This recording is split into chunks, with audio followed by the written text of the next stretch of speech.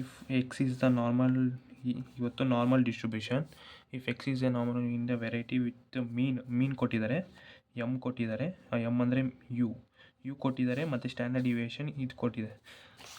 Standard deviation mu is equals to 30, standard deviation 5 ಕೊಟ್ಟಿದ್ದಾರೆ. ಈಗ ಇದು ಫಾರ್ಮುಲಾ ಬಂದು ನಾರ್ಮಲ್ ಡಿಸ್ಟ್ರಿಬ್ಯೂಷನ್ ಫಾರ್ಮುಲಾ ಬಂತು z is equals to x minus mu by standard deviation. ಓಕೆನಾ, ಅರ್ಥ ಆಯ್ತಾ? ಈಗ ಇಲ್ಲೇ ಹೇಳ್ತೀನಿ ನೋಡಿ. ಈಗ ಇದು ಫಸ್ಟು ಕ್ವಶನ್ ಬಂದು ಇದು 26 less than or equals to x less than or equals to 40. ಅರ್ಥ ಆಯ್ತಾ? ಈಗ ಎಕ್ಸ್ 26 ಹಾಕಿ ನೋಡಿ, ಎಕ್ಸ್ 26 ಹಾಕಿ ಈ ಫಾರ್ಮುಲಲ್ಲಿ 26 minus new 30 by standard deviation 5, 0.8 ಬಂತಾ ನೋಡಿ. ಈಗ 0.8 ಅಂದರೆ ಕನ್ಸಿಡರ್ ದಿಸ್ ಇಸ್ 0.8 ಅಂದರೆ ಇಲ್ಲಿ ಬರುತ್ತೆ. ಈ ರೀಜನ್ನಲ್ಲಿ ನಾವು ಫೈಂಡ್ ಔಟ್ ಮಾಡಬೇಕು. ಈ ಕಡೆ ಅಲ್ಲ, ಔಟ್ಸೈಡ್ ಅಲ್ಲ, ಈ ರೀಜನಲ್ಲಿ ಫೈಂಡ್ ಔಟ್ ಮಾಡಬೇಕು. ಒಂದು 0.8 ವ್ಯಾಲ್ಯೂ, ಇನ್ನೊಂದು ವ್ಯಾಲ್ಯೂ ಎಕ್ಸ್ ಬಂದು 40. ಈಗ ನೋಡಿ 0.8 less than or equals to Z less than or equals to 2. ಬೇಗ ಹೇಳ್ತೀನಿ ನೋಡಿ ಇದು ಹೆಂಗೆ ಮಾಡೋದಂತ. ಇಲ್ಲಿಂದ ಇಂಪಾರ್ಟೆಂಟು, ಇಲ್ಲಿಂದ ಕಲಿತ್ರೆ ನಿಮ್ಗೆ ಈಸಿ ಆಗುತ್ತೆ. ಈಗ ನೋಡಿ 0.8 ಅಲ್ವಾ, P of 0.8 0 to 0.8 first condition, plus P of 0 to 2 second condition. ಇದು ಬರೀರಿ, ಇಲ್ಲಾಂದರೆ ಬಿಡಿ, ಏನಾಗಲ್ಲ, ಡೈರೆಕ್ಟ್ ಆದರೂ ಬರಿಬೋದು. ಈಗ ನೋಡಿ ಡೈರೆಕ್ಟ್ ಹೆಂಗಂದರೆ ಪಿ ಅಲ್ಲ, ಪಿ ಆಫ್ ಏರಿಯಾ ಡೈರೆಕ್ಟಾಗಿ ಬರ್ದಾಗೋಣ. ಏರಿಯಾ ಆಫ್ 0 ಅಂದರೆ ಬಿಟ್ಬಿಡಿ, 0 ಬಿಟ್ಬಿಡಿ, 0.8 area of 0.8 plus area of 2. ಓಕೆನಾ? ಈಗ ನೋಡಿ ಮೋಡ್ ಸೆಟ್ ಮಾಡಿಕೊಂಡು ಥರ್ಡ್ ಕಂಡೀಷನ್ಗೆ ಹಾಕಬೇಕು. ಸ್ಟ್ಯಾಟಿಕ್ ಮೋಡ್ ಒತ್ತಿ, ಮೋಡ್ ಅದು ಫೈಂಡ್ ಔಟ್ ಮಾಡೋಕ್ಕೆ ಏರಿಯಾ ಮೋಡ್ 3, ಆಮೇಲೆ ಎ ಸಿ ಪ್ರೆಸ್ ಮಾಡಿ, ಎ ಸಿ ಶಿಫ್ಟ್ 1 ಒತ್ತಿದ್ರೆ ಅದು ಬರುತ್ತೆ. 5 ಒತ್ತಿ, ಮತ್ತು ಈಗ 2 ಕ್ಯೂ ಅಲ್ಲಿ ಆಗಬೇಕು ನೀವು 0.8. ಓಕೆನಾ? ಕರೆಕ್ಟಾಗಿ ಬಂದಿದೆ ನೋಡಿ, 0.28814. ಈಗ ಅಷ್ಟೇ, ಆ ಥರನೇ ಮಾಡ್ಕೊತೀರ ತಾನೇ. ಅದು ಎ ಅಲ್ಲಿ 0.8 ಹತ್ರ 2 ಹಾಕಿ. ಇವಾಗ 0.44 ಪ್ಲಸ್ ಮಾಡಿ 0.753 ಬರುತ್ತೆ. ಆನ್ಸರ್ ಬಂತು. ಅರ್ಥ ಆಯ್ತು ತಾನೇ? ಕ್ಯಾಲ್ಸಿಯಲ್ಲಿ ಹಾಕೋದು. ಈ ಕ್ಯಾಲ್ಸಿಯಲ್ಲಿ ಹಾಕೋದು ಬಂದುಬಿಟ್ರೆ ನಿಮಗೆ ಈ ಪ್ರಾಬ್ಲಮ್ಸ್ ಈಸಿ, ನಾರ್ಮಲ್ ಡಿಸ್ಟ್ರಿಬ್ಯೂಷನ್ ಮಾಡ್ಬೋದು. ಈಗ ಸೆಕೆಂಡ್ ಕಂಡೀಷನ್ಸ್ ನೋಡ್ಕೊಳ್ಳಿ, ಇಲ್ಲೇ ಕನ್ಫ್ಯೂಸ್ ಆಗ್ತೀರಾ. ಈಗ ಅಲ್ಲಿ ಫಸ್ಟಲ್ಲಿ 2 ಕಂಡೀಷನ್ಸ್ ಕೊಟ್ಟಿದ್ದರು, ಇಲ್ಲಿ ಒಂದೇ ಕೊಟ್ಟಿದ್ದಾರೆ. ಏನಂದರೆ ಎಕ್ಸ್ ಗ್ರೇಟರ್ ದೆನ್ 45, ಅದು ಫಾರ್ಮುಲಾ ಬಂದು Z is equals to x minus mu by standard deviation. 45 x value 30, mean 30, standard deviation 5, 3 ಬಂತು. ಓಕೆನಾ? 3 ಬಂತು ತಾನೇ. ಈಗ ಇಲ್ಲಿಂದ ನೋಡಿ,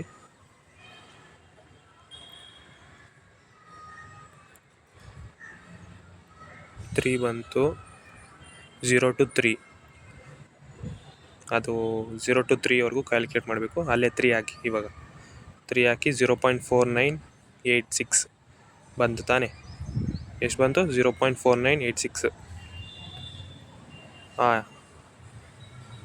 0.5 ಯಾಕಂದರೆ ಇದು ಒಂದು ಕಂಡೀಷನ್ ಮಾತ್ರ ಕೊಟ್ಟಿದ್ದಾರೆ, ಇನ್ನೊಂದು ಕಂಡೀಷನಲ್ಲಿ ಆಫ್ ಇರುತ್ತೆ, ಅದಕ್ಕೆ 0.5 ಮೈನಸ್ F3. ಈ ಥರ ಒಂದು ಕಂಡೀಷನ್ ಮಾಡಿದಾಗ 0.5 ಮೈನಸ್ ತೊಗೊಳ್ಳೇಬೇಕು, ಯಾಕಂದರೆ ಆಫನ್ನು ಡಿವೈಡ್ ಮಾಡಿದ್ದಾರೆ, ಅದಕ್ಕೆ 0.5. Same distribution 5 Q to A3 ಅಂದರೆ ಆವಾಗ ಕ್ಯಾಲ್ಕುಲೇಟ್ ಮಾಡಿದ. ಇನ್ನೊಂದು ಸತಿ ನೋಡ್ತೀನಿ ಅಷ್ಟೇ. 0.5 ಮೈನಸ್ 4965, ಆನ್ಸರ್ ಬಂದು 0.002 ಬರುತ್ತೆ. ನೋಡೋಣ. ನೋಡಿ 2 × 10⁻³ ಅಂದರೆ 0.003, 2 ಮುಗೀತಾ? ಈಗ ಸೆಕೆಂಡ್ ಪ್ರಾಬ್ಲಮ್.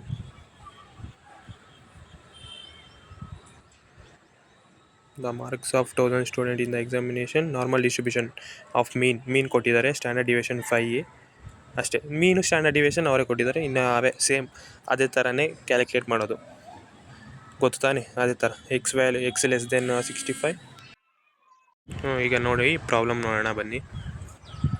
ಸೇಮ್ ಅದೇ ಥರನೇ, ಇನ್ನೇನಿಲ್ಲ, ಡಿಫ್ರೆನ್ಸ್ ಏನಿಲ್ಲ. ಈ ಪ್ರಾಬ್ಲಮ್ ಒಂದು ಹೇಳ್ತೀನಿ, ಇನ್ನೊಂದು ಪ್ರಾಬ್ಲಮ್ ಇದೆ, ಅದು ನೀವೇ ಮಾಡ್ಕೊಳ್ಳಿ. ಓಕೆನಾ? ಹೇಳ್ತೀನಿ ನೋಡಿ. ಈಗ ಲಿಮಿಟ್ ಎಷ್ಟು? ಒಂದೇ ಲಿಮಿಟ್ ಕೊಟ್ಟಿದ್ದಾರೆ. 65 ಅಲ್ಲ, ಎಕ್ಸ್ ವ್ಯಾಲ್ಯೂ 65 ಸಬ್ಸ್ಟಿಟ್ಯೂಟ್ ಮಾಡಬೇಕು. ಸೇಮ್ ಫಸ್ಟು ಅದೇ ಮಾಡಿ. ನೀವು ಫಾರ್ಮುಲಾ ಅಲ್ಲಿ ಏನು ಕೊಟ್ಟಿದ್ದಾರೆ? 65 ತಾನೇ. ನೀನು ಲೆಸ್ ದೇನು ಗ್ರೇಟರ್ ದೇನ್ ನಾವು ನೋಡೋಕ್ಕೆ ಹೋಗಬೇಡಿ. 65x ತೊಗೊಂಬಿಡ್ಬೇಕಷ್ಟೇ. 65 - 70/5 -1 ಬಂತಾ? -1 z ಲೆಸ್ ದೆನ್ -1. ಓಕೆನಾ? ಈಗ ಮೈನಸ್ನ ನೆಗ್ಲೆಕ್ಟ್ ಮಾಡಿ ಅದು ಏರಿಯಾ 1 ಅಂತ ಅರ್ಥ ಅಷ್ಟೇ. ಈಗ 0.5 ಹಾಗೆ ಹೇಳಿದೆ ತಾನೇ. 1 ಲಿಮಿಟ್ ಕೊಟ್ಟಾಗ ನೀವು ಆಫ್ನ ಇನ್ನೊಂದು ಆಫ್ ಇರುತ್ತೆ, ಅದಕ್ಕೆ 0.5 1/2 ಮೈನಸ್ ನಿಮ್ಗೆ ಬಂದಿರೋ ಏರಿಯಾನ ಮಾಡಬೇಕು ಅಷ್ಟೇ. -1 ನೆಗ್ಲೆಕ್ಟ್ ಮಾಡಿ, ಯಾಕಂದರೆ z ಗ್ರೇಟರ್ ದೆನ್ 1 ಅಂತ ತಗೊಳ್ಳಿ. ಅದೇ ಸೇಮ್ ಶಿಫ್ಟು 1 5 q ಸೇಮ್ ಅದೇ ಸ್ಟೆಪ್ಸೇ ಫಾಲೋ ಮಾಡಿ. ನಾರ್ಮಲ್ ಡಿಸ್ಟ್ರಿಬ್ಯೂಷನ್ ಈ ಥರ ಮಾಡಿ. ಟೇಬಲಿಂದ ಹೋಗಿ ಆ ಥರ ಕಷ್ಟ ಆಗುತ್ತೆ. ಟೇಬಲ್ ಒಂದೊಂದು ಹತ್ರ ಇರುತ್ತೆ, ಇಲ್ಲ, ಈ ಥರ ಮಾಡ್ಕೊಳ್ಳಿ ಕ್ಯಾಲ್ಕುಲೇಷನಲ್ಲಿ. ಎಲ್ಲದಕ್ಕೂ ಕ್ಯೂ ಅಲ್ಲೇ ಮಾಡಿಸಿದ್ದಾರೆ ಸರು, PR ಹೋಗಿಲ್ಲ. ನಮಗೂ ಟೆಸ್ಟಿಗೆ ಅದೇ ಕೊಡ್ತಾರೆ. ಈಗ ನೋಡಿ ಬಂತ ಆನ್ಸರು. ಏರಿಯಾ ಫೈಂಡ್ ಔಟ್ ಮಾಡೋದು ಗೊತ್ತು. 0.5 - 0.3. ಈಗ ನಾವು ಓಕೆನಾ? ಕರೆಕ್ಟಾಗಿ ಬಂದಿದೆ ಆನ್ಸರು. ಈ ಥರನೇ ಮಾಡ್ಕೊಳ್ಳಿ, ನೀಟಾಗಿ ಆನ್ಸರ್ ಬರುತ್ತೆ. Third condition. ಈಗ ಥರ್ಡ್ ಪ್ರಾಬ್ಲಮ್ ನೋಡಿ. ಗ್ರೇಟರ್ ದೆನ್ 75 ಏನು ಕೊಟ್ಟಿದ್ದಾನು ಎಕ್ಸ್ ವ್ಯಾಲ್ಯೂ 75 ಸಬ್ಸ್ಟಿಟ್ಯೂಟ್ ಮಾಡಿ. ಗೊತ್ತು ತಾನೆ? ಎಕ್ಸ್ ವ್ಯಾಲ್ಯೂ 75 ಹಾಕಿ ಎಷ್ಟು ಬಂತು?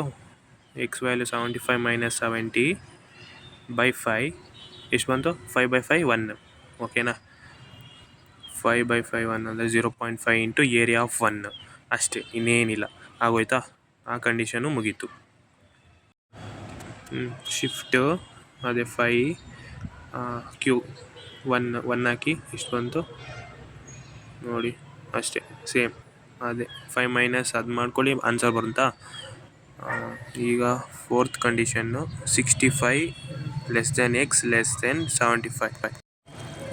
65 ಅಂದರೆ ಎಕ್ಸ್ ವ್ಯಾಲ್ಯೂ 65 ಮಾಡಿದ್ರೆ -1 ಬಂತು. 75 ಮಾಡಿದ್ರೆ 1 ಬಂದಿದೆ. -1 ಅಂದರೆ area of 1 plus area of 1 2 times area of 1 find out ಮಾಡಬೇಕು. 2 ಇಂಟು ಏರಿಯಾ ಆಫ್ 1 ಆಗಲೇ ನಾವು ಕ್ಯಾಲ್ಕುಲೇಟ್ ಮಾಡಿದ್ದೀವಿ ತಾನೇ.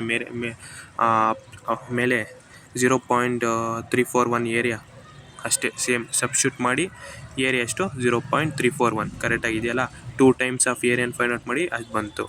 ಈಗ ಕ್ವಶನಲ್ಲಿ 1000 ಸ್ಟೂಡೆಂಟ್ ಅಂತ ಕೊಟ್ಟಿದ್ದಾರೆ. ಬಂದಿರೋ ಆನ್ಸರ್ಸ್ಗೆಲ್ಲ 1000ನ ಇಂಟು ಮಾಡಿ, ಮಲ್ಟಿಪ್ಲೈ ಮಾಡಿ, ಆರಾಮಾಗಿ ನಿಮ್ಗೆ ಆನ್ಸರ್ ಬರುತ್ತೆ. 0.158ಗೆ ಇಂಟು 1000 ಮಾಡಿ 158 ಬಂತು. ಇದಕ್ಕೆ ಇಂಟು 1000 ಮಾಡಿ 159. ಸೇಮ್ ಎಲ್ಲ ಇಂಟು 1000 ಮಾಡಿ ಬರುತ್ತೆ. ಅರ್ಥ ಆಯ್ತು ತಾನೆ? ನೆಕ್ಸ್ಟ್ ಪ್ರಾಬ್ಲಮ್ಮು ಸೇಮ್ ಇದೇ ಥರನೇ ಇದೆ. ಸೇಮ್ ಈ ಥರನೇ ಇದೆ. ಇದನ್ನು ನೋಡ್ಕೊಳ್ಳಿ. ಇದನ್ನು ಎಕ್ಸ್ಪ್ಲೈನ್ ಮಾಡಿಲ್ಲ, ಅದೇ ಸೇಮ್ ಇವಾಗ ಹೆಂಗಿದೆ 2 ಪ್ರಾಬ್ಲಮ್ ಸೇಮ್ ಅದೇ ಥರನೇ ಇದೆ. ವ್ಯಾಲ್ಯೂಸ್ ಮಾತ್ರ ಚೇಂಜ್ ಆಗಿದೆ ಅಷ್ಟೇ. Thank you.